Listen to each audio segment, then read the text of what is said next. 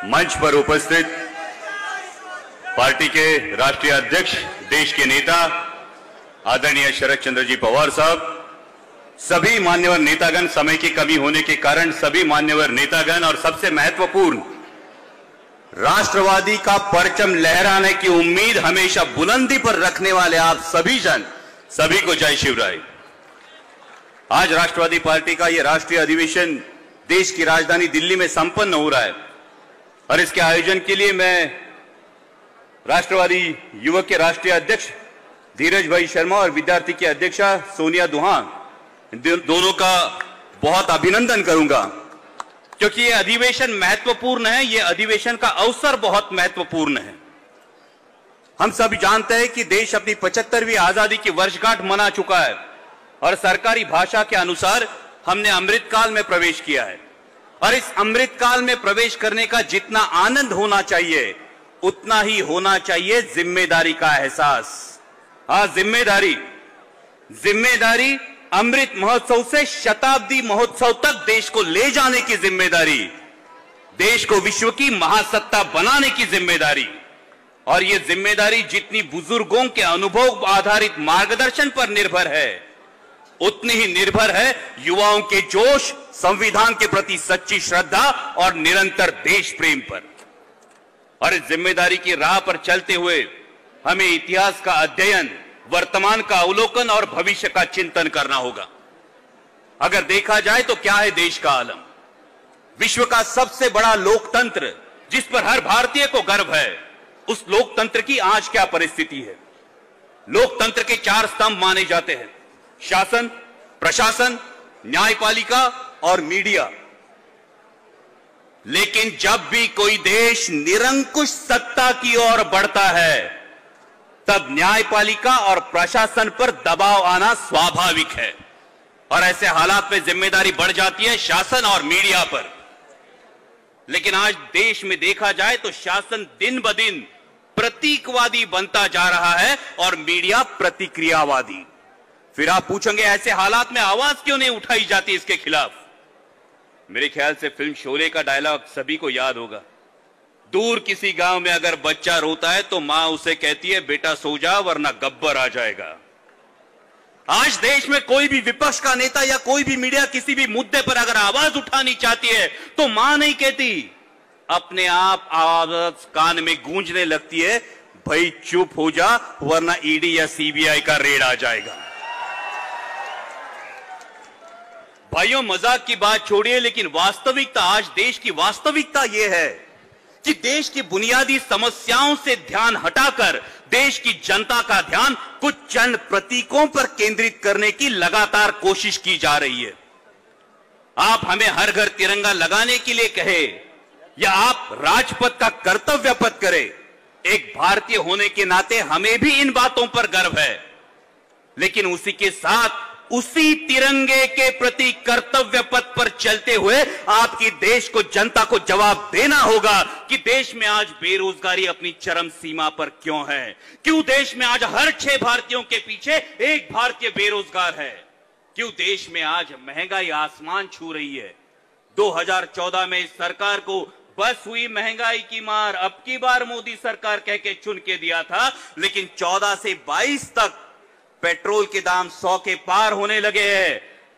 Gas cylinder 410 से 1000 रुपए पार कर चुका है। कुकिंग ऑयल 80 रुपए से 180 रुपए हो गया है। तो सरकार को यह जवाब देना होगा कि देशवासियों की कमर तोड़ने वाली इस महंगाई के लिए आप क्या कर रहे हैं। आपने युवाओं से वादा किया था सालाना 2 करोड़ रोजगार आएंगे, किसानों से वादा किया था किसानों की आय दुगनी होगी। क्या हुआ इन वादों का? हमारे अतुल बेनकी जी बैठे हैं। आज महाराष्ट्र में प्याज किसान को 8 से 10 किलो रुपए के दाम में बेचना पड़ रहा है, जबकि उसकी लागत का खर्चा 18 से 20 रुपए किलो है। हम बार बार सरकार से गुहार लगा रहे हैं कि एक्सपोर्ट बैन हटाकर एक्सपोर्ट ड्यूटी कम की जाए, लेकिन सरकार के कानों तक देश के किसानों की आवाज नहीं पहुंच रही। और इन सब बुनियादी समस्याओं को छोड़कर एक अलग ही बात की चर्चा आजकल देश में हो रही है, और वो है हिंदुत्व। हर किसी को अपने धर्म पर अभिमान होना, गर्व होना लाजमी है, और क्यों न हो। हाँ, मैं हिंदू हूं और मैं हिंदुत्व से परहेज क्यों करूं? लेकिन उसी के साथ हिंदुत्व क्या है, हिंदुत्व की परिभाषा क्या है, हिंदुत्व का मतलब क्या है, यह भी देशवासियों को बताना जरूरी है। क्योंकि सर्वधर्म सहिष्णुता की जीवन शैली हिंदुत्व है। संत ज्ञानेश्वर माउली का जोजे वांछील तोते लाहो, यह तत्वज्ञान हिंदुत्व है। जगत गुरु तुकाराम महाराज का भले तेरी देव कासेची लंगोटी नाठाळाच्या माथी हाणू काठी, यह सीख हिंदुत्व है। स्वामी विवेकानंद की शिकागो की सर्वधर्म परिषद में किया गया भाषण यह हिंदुत्व की परिभाषा बताता है। और छत्रपति शिवाजी महाराज का हिंदुत्व माता और मातृभूमि के लिए सर्वोच्च त्याग के लिए हमें प्रेरित करता है। लेकिन अगर धर्म के नाम पर असामाजिक तत्वों को बढ़ावा दिया जाता हो, फिर वो कोई भी धर्म हो, वो हिंदू हो, इस्लाम हो, सिख हो या ईसाई हो, हमें इसका पुरजोर विरोध करना होगा। हमें आगे होकर देखना होगा कि धर्म से पहले राष्ट्र को प्राथमिकता दी जाए। धर्म के नाम पर नफरत की राजनीति करने वाले हर एक व्यक्ति से हमें पूछना होगा कि देश के युवाओं के हाथ में वो पत्थर और तलवार देना चाहते हैं या फिर रोटी और रोजगार। और इस बात को गंभीरतापूर्वक लेना होगा, क्योंकि अगर हमें हमारे देश को विश्व की महासत्ता बनाना है तो इकोनॉमिक डेवलपमेंट ये एकमात्र विकल्प है। आज के ग्लोबलाइजेशन के जमाने में युवा खास करके ये बात अपने जहन में डाल ले कि आज के ग्लोबलाइजेशन के जमाने में तलवारों और बंदूकों के दम पर नहीं, बल्कि एग्रीकल्चरल इंफ्रास्ट्रक्चर और इंडस्ट्रियल डेवलपमेंट और हर तबके के आर्थिक विकास से ही देश विश्व की महासत्ता बन सकता है। अभी इकोनॉमी 5th पोजीशन पे जाने की बात की, लेकिन हमारी इकोनॉमी अभी जाके 1 ट्रिलियन के आसपास पहुंची है। और जो देश अरुणाचल प्रदेश से लेके नीचे श्रीलंका के हम्बोटाटा बंदरगाह तक तीनों तरफ से अपने देश को घेर के हमें लाल आंखें दिखा रहा है, उस चीन की इकोनॉमी $12 ट्रिलियन है। लेकिन जब भी देशभक्ति की बात आती है तो सिर्फ पाकिस्तान की बात की जाती है। हाँ, हमने पाकिस्तान को 1965, 1971 और कारगिल के युद्ध में धूल चटाई है और आगे भी उन्हें मसलने का दमखम हम रखते हैं। लेकिन भविष्य का असली खतरा चीन से है और इसलिए हमें नफरत की राह छोड़कर निरंतर विकास की राह पर चलना होगा, क्योंकि कोई भी अशांत या युद्धमान देश निरंतर विकास की प्रक्रिया नहीं चला सकता। अगर डेवलपमेंट नहीं होगी तो रोजगार नहीं मिलेगा, रोजगार नहीं मिलेगा तो देश पिछड़ जाएगा और किसी भी सच्चे देशभक्त को अपना देश पिछड़ता हुआ बर्दाश्त नहीं होगा।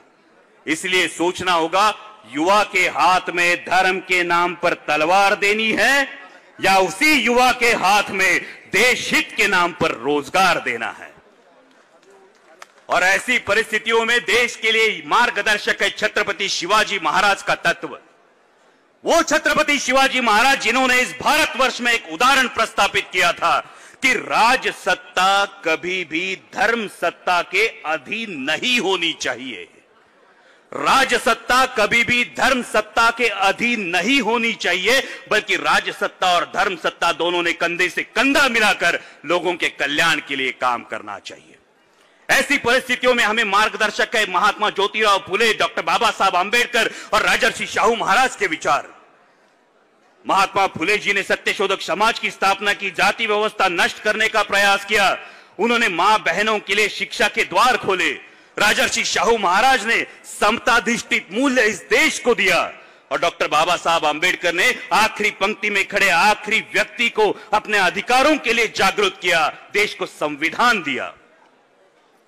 हमारी जनरेशन ने ना डॉक्टर बाबा साहब आंबेडकर को देखा है, हमारी जनरेशन ने महात्मा फुले को देखा है और ना ही राजर्षि शाहू महाराज को देखा है।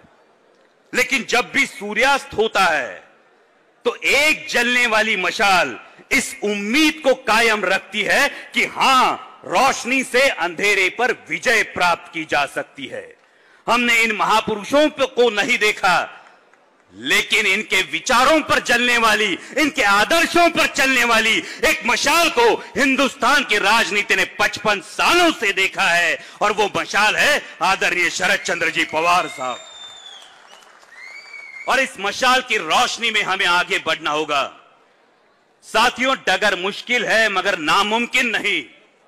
आज जिस बीजेपी की ताकत के बारे में सब बढ़ चढ़ कर बोलते हैं, ये बीजेपी का गठन 1980 में हुआ था। 1984 में उस पार्टी के मात्र केवल 2 सांसद थे और 39 सालों बाद 2019 में उस पार्टी के 303 सांसद हुए। उनके नेताओं का अपने कंफर्ट जोन से बाहर निकलकर किया हुआ प्रयास या संगठन के हेतु मेहनत, इसका योगदान उसमें जरूर होगा, लेकिन बताने का उद्देश्य यह है 39 साल बाद वो ताकत बनने की सोच रहे। अभी तो एनसीपी को गठित हुए सिर्फ 22 साल हुए हैं। अभी भी देश हमारी तरफ उम्मीद की नजरों से देख रहा है। सिर्फ जरूरत है हमारे कंफर्ट जोन से बाहर निकलने की। जरूरत है फुले शाहू अंबेडकर की विचारधारा को देश के कोने कोने तक पहुंचाने की, क्योंकि हमारी मुट्ठी में अनुभव का आसमान है, हमारे पंखों में जान है, बस उड़ान भरने की देर है। इसलिए देश के युवाओं से और राष्ट्रवादी कांग्रेस पार्टी के सभी कार्यकर्ताओं से इतना ही कहूंगा, उड़ान भरो तो ऐसी भरो कि आसमान भी देखता रहे। उड़ान भरो तो ऐसी भरो कि आसमान भी देखता रहे। गिरना भी है तो ऐसे गिरो कि कोशिश भी प्रशंसा करे।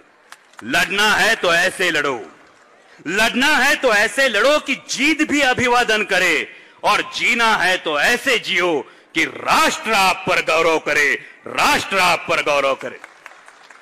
और अंत में इतना ही कहूंगा, देशभक्ति पर किसी का स्टैंप नहीं होना चाहिए, देशभक्ति किसी की जागीर नहीं होनी चाहिए। हर वो शख्स जो इस मिट्टी को अपनी माता मानता है, जो दिलो जान से अपने देश पर प्यार करता है, जो अपनी आंखों में देश को बलशाली बनाने का सपना रखता है, वो हर शख्स देशभक्त है। और इसलिए मैं चाहूंगा कि मेरे साथ आप भी देश की जय जयकार करें। भारत माता की, भारत माता की, छत्रपति शिवाजी महाराज की, छत्रपति शिवाजी महाराज की जय हिंद, जय महाराष्ट्र। मेरी